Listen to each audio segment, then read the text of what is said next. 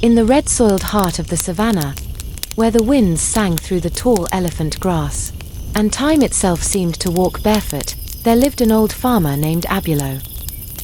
His back was curved like a crescent moon, his hands calloused like the bark of the baobab, and his eyes still sparkled with the patience of rivers that know where they are going. Abulo was known across the villages as the keeper of seeds. Every season, people came to him for advice. When to plant, when to wait, when to trust the soil. Yet, few remembered that once many seasons ago Abulo had been the most impatient man alive.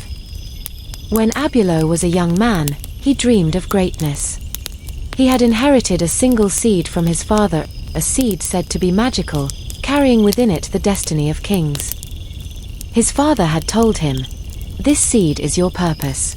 When the time is right, it will grow into something the world has never seen." But Abulo, full of youth and fire, could not wait.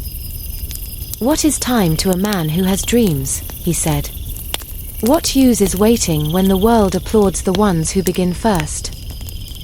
So he planted the seed in the dry season, when the ground was cracked and thirsty. He poured water over it daily, sang to it under the sun, and even danced around it at night. But days turned to moons, and the seed did not sprout. The villagers mocked him. "You were chasing glory," they laughed, "and you found dust."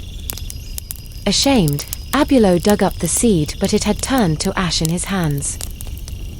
His father's gift was gone. For many years after, Abulo wandered.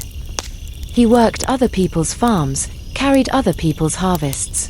But deep inside, he carried the memory of that lost seed, the dream that died because he could not wait. One night, while he rested beneath a baobab, an old woman appeared from the shadows. Her hair was white as cotton, her eyes bright as moonlight. "You mourn a seed," she said softly. "But tell me, young man, what have you become?" "I am nothing," Abulo said. "I failed my purpose." She smiled, her teeth glowing in the starlight.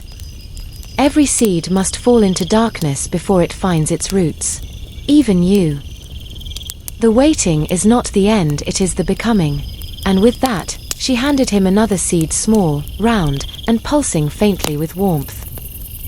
"Plant this," she said, "but not until you have learned the patience of the earth." Then she vanished like mist.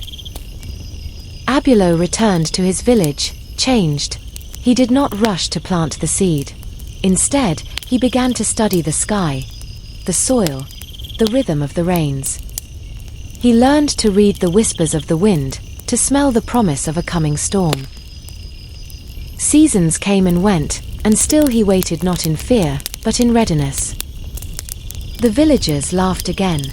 "Old Abulo talks to dirt," they said. But Abulo only smiled.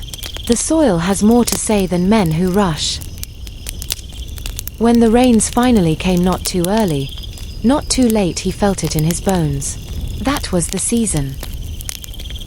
He dug into the moist earth and laid the seed gently, whispering, "Grow when you are ready, little one." Seasons turned again. Nothing seemed to happen. But beneath the soil, unseen, the seed was busy. Its roots stretched deep, deeper than any could imagine, until they reached the hidden veins of water beneath the earth. And then, one dawn, a tender shoot broke through the soil. The villagers gasped. The shoot grew and grew until it became the mightiest tree the savannah had ever seen. Its branches stretching like arms of the heavens, its shade vast enough to shelter an entire village. Birds nested in it. Travelers rested under it. Even the rains seemed to fall more gently upon its leaves. When the people came to Abulo, they said, "You have planted a miracle." Abulo only chuckled. "No miracle," he said. "Just patience." And that, dear listener, is the story of the season of the seed, of a man who learned that even waiting has its wisdom, and that time too is a kind of teacher. Carry it in your heart as a quiet reminder. Each of us is born with a seed, a dream, a calling, a purpose. Some plant theirs too soon, chasing speed over growth, applause over alignment. Others hide theirs forever, afraid to begin. But true wisdom lives in the waiting. Not the waiting of fear, but the waiting of readiness. Because every purpose has its season. Every gift needs time to take root. And not all growth is visible. Sometimes, the roots are deepening in silence, preparing for storms the world cannot yet see. So, if your dreams seem delayed, if your path feels slower than others, do not curse the waiting. You are not being forgotten. You are being fortified. Let the soil of patience hold your seed. Let time be your teacher. And when your season comes, your gift will not just grow, it will endure. If this tale has touched your spirit, share it softly.